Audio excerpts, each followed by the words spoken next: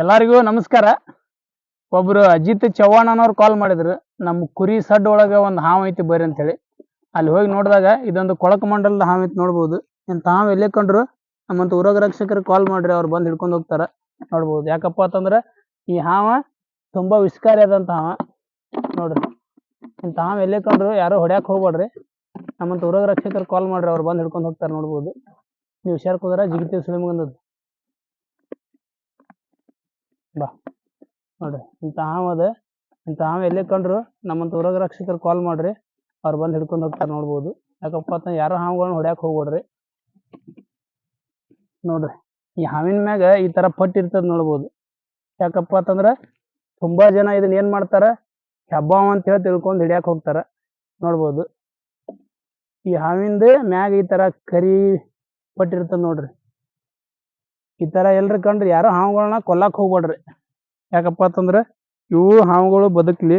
ನೋಡ್ಬೋದು. ಇದು ಇಲ್ಲಪ್ಪ ಅಂತಂದ್ರ ಒಂದು 3 ರಿಂದ 4 ಫೂಟ್ ಹಾವು ಇರ್ಬೋದು. ಈ ಹಾವನ್ನ ಈಗ ರಿಲೀಸ್ ಮಾಡ್ತಾ ಇದ್ದೀನಿ.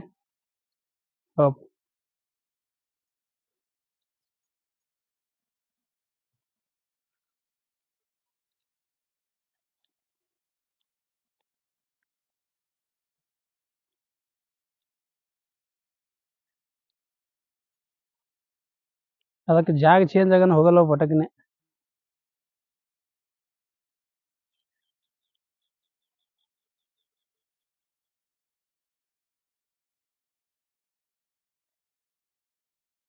ಎಲ್ಲ ಹಾವುಗಳಕ್ಕಿಂತ ಭಾಳ ಡೇಂಜರ್ ಸುಳಿಮಗಂದಿದು.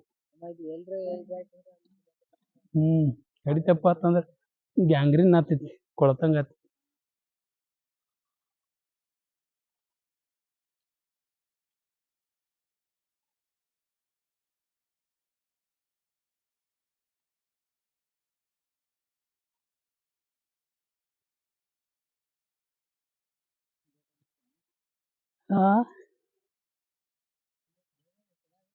ಹೋಗ್ತದೆ ಸಕಾಸ್ ಹೋಗ್ತೈತಿ. ಜಾಗ ಚೇಂಜ್ ಆಗನ ಸ್ಮೆಲ್ ಹಿಡಿತಾವ.